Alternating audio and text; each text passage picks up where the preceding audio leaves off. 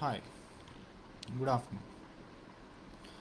Today I would like to talk about how the famous expeditions that were conducted to the South Pole in 1911.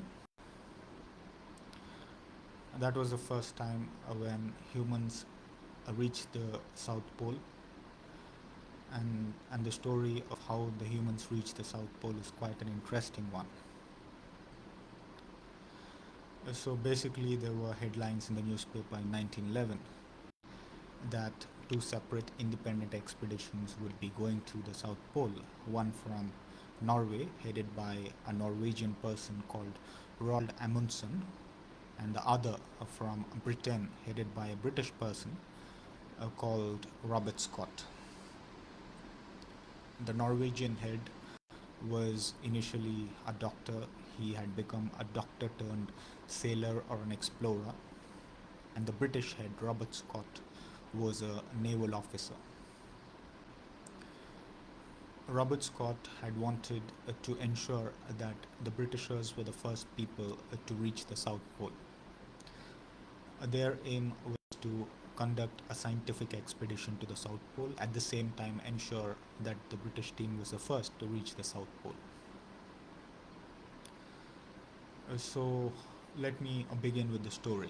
Initially, the Norwegian team, the head of the Norwegian team, Roald Amundsen, had wanted to go to the North Pole, but that had already been done by someone. So he decided that uh, he would change his plans and travel to the South Pole with his team.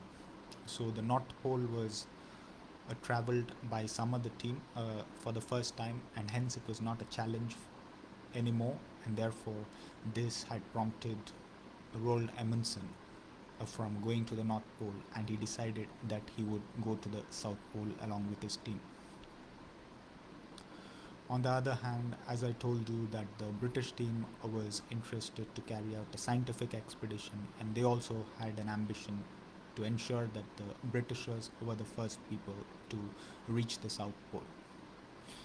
So in effect, these were two independent expeditions that had been carried out, and therefore it had become a race between these two teams, one from Norway, other from Britain. On January 1911, both the teams independently reached Antarctica, the region below the Antarctic Circle, and also consisting of the pole, basically in the southern hemisphere. So both the teams had their own equipment. Let me describe about the equipment of the Norwegian team. The Norwegian team decided that the people travel would ski on the snow, and they also had sledges that would be pulled by dogs. The equipment and the supplies would be carried in these sledges propelled by the dogs. On the other hand, the British team also had sledges, but they did not have many dogs. They had motorized sledges, and majority of their equipment and food supplies would be carried by ponies, as opposed to what the Norwegian team decided to. They decided to carry their supplies in sledges. The British team also decided that they would also travel in the sledges, as opposed to skiing, because not many people in the British team were good at skiing. So having reached Antarctica, both the teams now had to set up base camps first, and they had to do it very quickly because I told you they reached Antarctica in January, and before April they had to set up their base camps or the supply camps at different places, because from April it would be winter in the South Pole. So their path would be, while they travel to the South Pole, their path would be, first they will travel from their base camps to mountains called Transantarctic Mountains. They will cross the mountains and reach a polar plateau, and from there it is a direct route to the South Pole. So that is the path they would have to travel, and both the teams used different paths but to the same destination. So the race, I told you, they reached Antarctica on January, and then they set up their base camps before April, and now the race began on October. Neither neither of the team knew that uh, who had which team had started first, because there were no radios at that time. After a few days, Roald Amundsen and his team, the Norwegian team, had crossed the Transantarctic mountains, and 560 kilometers away from them there was the British team, and the British team at that time, at that moment of time, were deciding on a certain thing. So before that, let me tell you how many members were there in each team. A Norwegian team had only 5 members. The British team had 16 members. So 560 kilometers away from the Norwegian team, when the Norwegian team crossed the Transantarctic mountains, the British team decided that only 4 members out of the people who were traveling would be accompanying Robert Scott himself to travel to the South Pole. So the British team also got reduced to 5 members. And after that, as the British team were going along in the snow, the 5 members, including the head Robert Scott, they were hunched against the snow, and there was a point at which they had to haul the sledges themselves. They had to do it. It was quite hard work. The Norwegian team were also wondering if the British team were ahead of them. On one occasion, one of the members of the Norwegian team observed that one of the dogs was sniffing the wind that was coming from the poles, from the South Pole. And Roald Amundsen would be thinking if that is the smell, if that sniff that the dog was having was the smell of the Britishers and the British expedition or the team. So they had their doubts. The Roald Amundsen, the Norwegian team, had their doubts if the other team was ahead of them. But on and same was true with the British team as well. They were also desperate to know who was ahead, but they could not know finally.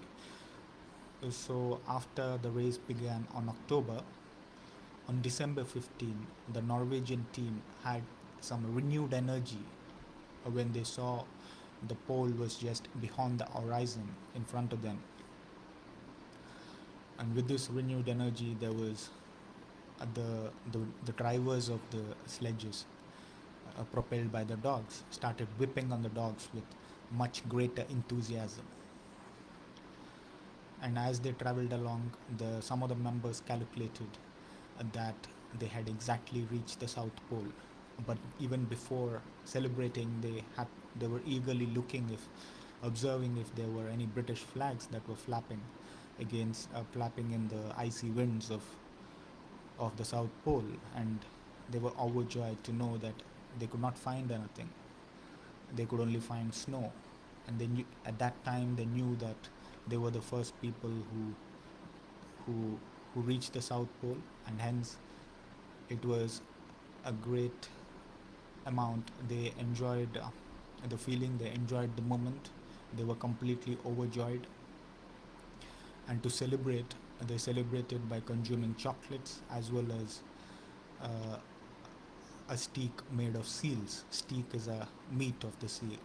Steak literally means meat, and here it is the meat of the seals. They also celebrated the moment that they were the first people to reach the South Pole by erecting Norwegian flags. And not only that, they also wrote a letter to the King of Norway, and beside that there was a note to the leader of the British expedition, Robert Scott, telling him to deliver this letter to the King of Norway if in case the Norwegian team does not make it back to Norway. Uh, so so these are the ways in which they celebrated after reaching the South Pole. Firstly, they consumed photos. They also photographed the area. They consumed chocolates and seal steel steak. They erected their flags and also had these are the basic things that they had done. It was only after 1 month that the British team reached the South Pole. They had found the Norwegian flags, and and at that time they knew that they were not going to be the first to reach the South Pole. They were bitterly disappointed because of this, and Robert Scott himself, looking at the area, said that it was such an awful place, and it was to become even more awful when they would return back.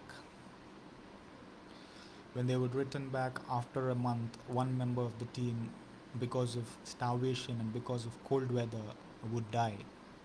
And another month after that, another member would be suffering from the frostbites, which would make it very difficult for that member to walk. He knew that member who was suffering from frostbites knew that he was uh, slowing the pace of the walk of the rest of the people, and for this he had done a sacrifice for the sake of his team. What he had done is he had walked himself into the snow and gave up his life. But even the rest of the members, at one point, they got stuck in their tents because of the snowstorm that would that would um, that would come. That is the blizzard that would affect the tent, and they would be that would affect them, and they would be stuck in the tent. And over and above that, they would also be running out of fuel, energy, food, supplies, equipment. But and unfortunately, because of the lack of all these items that I mentioned, they were they had to die at that place. So finally, what happened was that the Norwegian team had reached Norway, and they received a quiet welcome. The British team, the head of the British team, Robert Scott, the British team had become legends for having dared such a difficult expedition in England. In England, they had become legends. So this is the story of how the South Pole was reached for the first time. It was reached by the Norwegian team headed by Roald Amundsen, and I also talked about various experiences of both the teams, the struggles they had to go through while they reached the North Pole. One team, the British team, had to haul their own sledges at one point. At one, there were phases when they were suffering from exhaustion and starvation, and ultimately they also had to give up their life because of the harsh weather conditions of the South Pole. So I hope you found this journey to the South Pole or the race to the South Pole interesting. Thank you very much.